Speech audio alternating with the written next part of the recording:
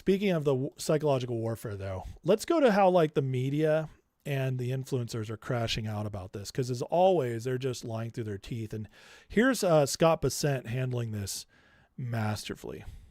All right, let's talk about the Russian oil, which you just raised. The administration did ease oil sanctions on Russia earlier this month. You had initially defended imposing those sanctions, calling Russian exports, quote, oil that funds the Russian war machine. If the point of the sanctions was to stop funding the Russian war machine, why is the administration effectively rewarding Russia now? Again, Kristen, you're missing the point. Which is better? Does Russia get more money if oil goes to 150? And they get 70% of that, that's 105, or if oil stays below 100. So they're getting less money. Our analysis shows that the maximum extra amount that Russia could get would be $2 billion, which is 1 day of the Russian Federation's budget. But understood, but they wouldn't have gotten any of that with the sanctions in place. I don't know. Whoever's but would they have gotten any of that in place? Whoever does your research, you should get rid of, because they were getting it. It was going into China. China was buying over 90% of the Russian oil, and it was. But what's the point of sanctions if not to punish Russia, if not to punish countries? Again, we have no ability to do that to China. If China wants to be a bad actor, but we were substantially able to degrade their exports. Their exports have dropped about 25% when the rest of the world isn't buying it. So exports are down, but there was a lifeline into China. Now we've opened up that to everyone else. Okay, just to be clear, though, you did defend imposing those sanctions in the first place. Let me ask. Just to be clear, it is a maximum of $2 billion. So let's have good framing on this. Okay, let's talk about. Man, oh man, how badly they lie. Now, I know some of you are probably like, well, that was about Russia and China. No, it wasn't. It's about the oil passing through the straits and the lies these people use to frame it and make it all look like a bad thing. That's what it's about, and it has everything to do with Iran. Okay, this entire discussion was about Iran, even though they're talking about Russia and China. It's because the oil, and this is what they do, guys. They just flat out lie. They change the facts, everything they need to do to make it look like Trump and the administration are fools or lying or corrupt, and yet Bessent is just like, dude, we're talking about relatively little money compared to all the oil that's out there. What are you talking about? But this is what they do. And they're doing it everywhere. See, this weekend, when Trump is vindicated, when Iran's laying out this stuff, when Trump's laying an end game, Tucker Carlson is having this guy on. Basically, look, if you had doubts about Tucker, friends, at this point, he's gone so far. And this hurts me. I really liked Tucker. Okay, I really liked Tucker.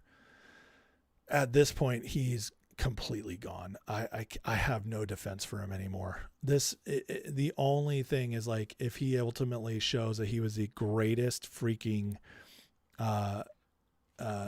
psyop double agent ever, somehow turning this around to help Trump and MAGA. But I just don't see how.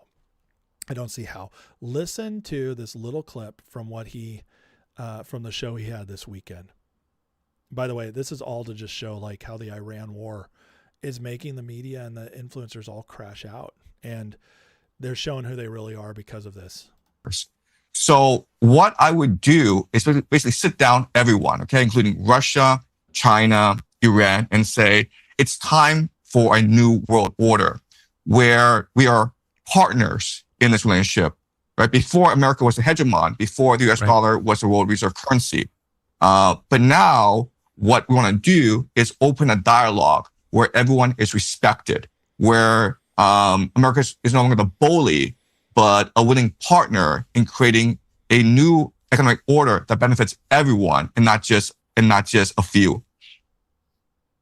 I think that's the wisest possible advice and probably the only path that preserves civilization.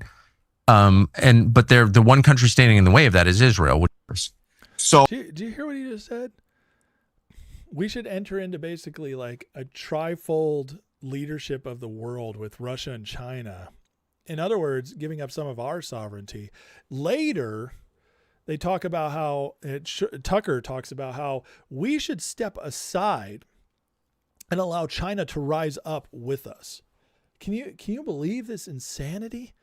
I'm sorry, guys, but last I checked, China was a communist fascist country, communo-fascist technocracy, however you want to describe them. But what they do is they just control their citizens. That's too many isms in a row. They control their citizens through technology and communism, while allowing the money flow to kind of like take some capitalist elements so they can grow. But my friends, those people there are not thriving. How on earth can we be okay with them rising up? Now, Russia's a different story. We can talk about that another time. But Russia, again, I don't think we should prop them up, but I'm okay with an alliance with Russia, which we've talked about many times on my show. But it's still not what he's talking about here. He's talking about stepping back and allowing these guys to rise. No, that's not what we need to do. We need to take over the Western Hemisphere as Trump's been doing, not through force, but we're keeping all the bad elements out. We're not controlling the countries, but we're also not allowing them to be taken over by bad elements. That's okay. I'm okay with that. That's the Monroe Doctrine, or the Donroe Doctrine, as we're calling it now. But what I'm not okay with is us actively promoting and lifting up these other countries and basically saying, like, we're no longer the big guy on the block. No, we can be the big guy on the block without bullying others. And that's where we should be, and that's the right way to be. We should be proud of the fact we're the best. We should be proud of the fact we have the greatest economy, greatest military, greatest constitution in the world. We should be proud of those things. We shouldn't act as if others should be on the same level as us. But this is flat out CCP kind of craziness. And you look into this guy, Zhang, he's nuts. He's nuts. And for Tucker to be completely agreeing with him is crazy. And again, this whole cycle Tucker's been on just gets worse and worse. He's spiraling down this dark hole where it's clear now he's trying to pull people away from MAGA, from Trump. It's very clear now. And completely using Israel as the bad guy.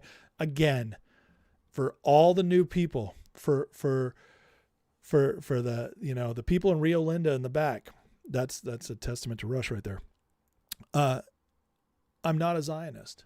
I don't believe Israel should have all this special privilege, but I also don't believe a nation smaller than New Jersey that's been around less than 80 years controls the world. I just don't.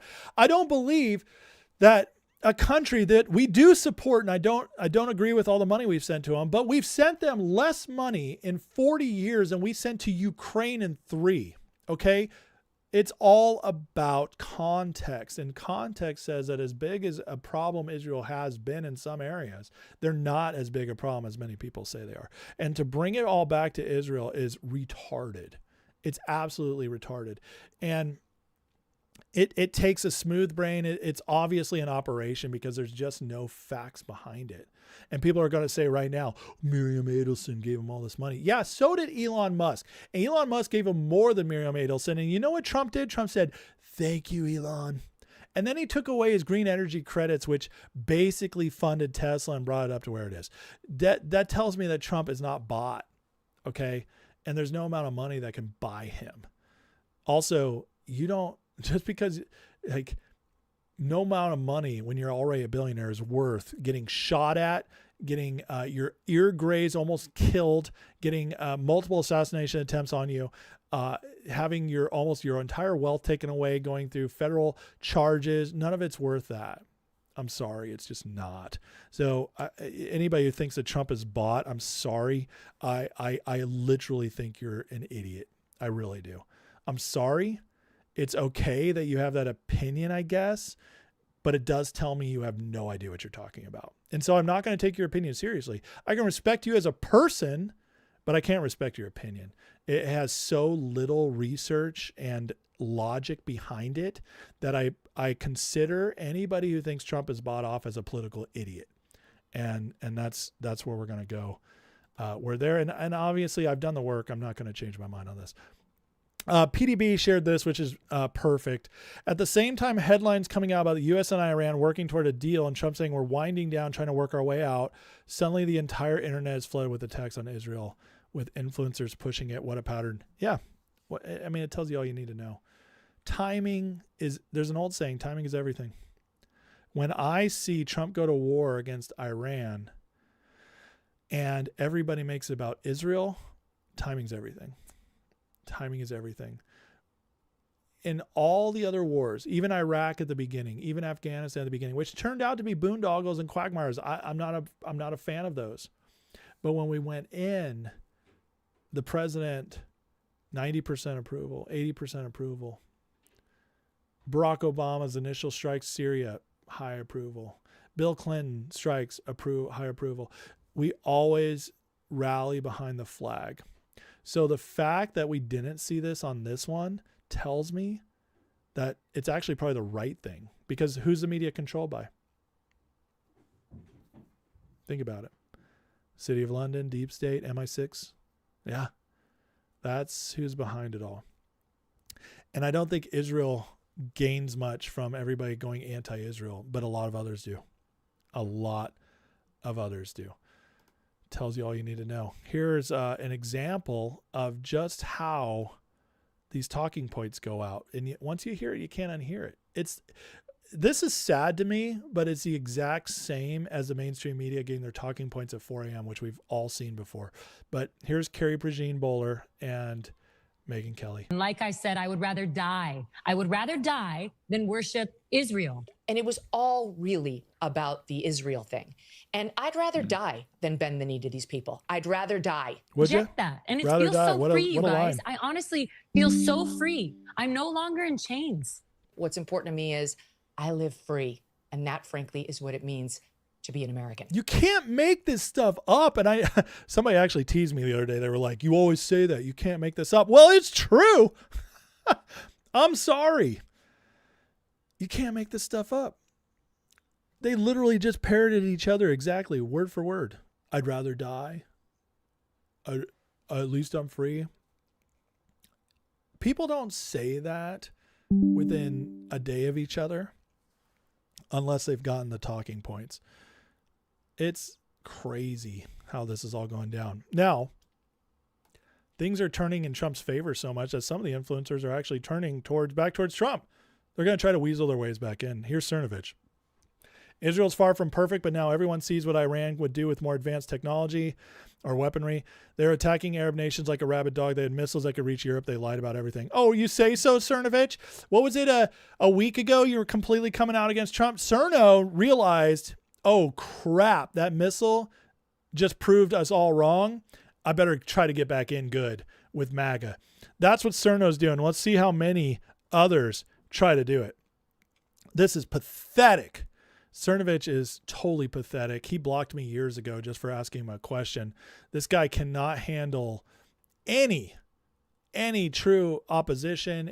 He just can't. I wasn't even mean, but because I'm not mean. I just want to have real debates with people. I was actually trying to figure something out. This is what's going to happen. Mark my words. We're going to see some people after this Iran thing all ends up. We're going to see them trying to come back into the good graces of MAGA. We cannot allow it. Megyn Kelly, Tucker Carlson, Candace Owens, Steve Bannon, you're gone forever. We're done with you. We're done. Rich Barris, Robert Barnes, we're done. Ian Carroll, you're so pathetic. We were never with you. Nick Fuentes, same. You're done. You'll never come back. MAGA's united, and you showed us who you really are. We're done. Whatever Trump's master plan is, revolves around master trade. It has so much more to do, guys, with just getting rid of the nukes. Look at this map. Look at how this all works out with the trade routes. It's all trade routes and oil. Greenland, Strait of Hormuz. I talked about this with Tom this week, and listen, whatever comes out of this war and whatever comes out of breaking up City of London and the oil stuff, it's going to bring so much prosperity to America. We're not going to understand like what's happening because we've never lived it. We've never seen None of us have lived in a period of 20 years, like in the 1800s, where you could go through 20 years and all of a sudden just massive wealth. Your life completely changed. Your generations changed. Life for your kids changed. Kids for your grandkids changed. Most of us have never lived that because we've been in a economic stasis. Now it happens for some people, but it's much less than it was that first 120 years of our American experiment.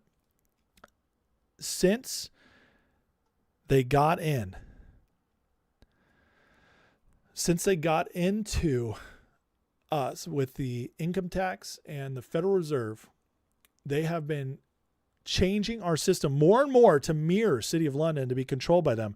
And as we break that, guys, it's going to unleash what Trump calls the golden age and what's going to be a true prosperity boom like we haven't seen in our lifetimes. You guys get ready for it. If Trump succeeds, which we should all be rooting for, this kind of stuff, man, is going to open up prosperity like you and I have never seen. And hopefully for most of us, that changes most of our lives, but more importantly, the lives of our kids and grandkids. That's what we really want to see.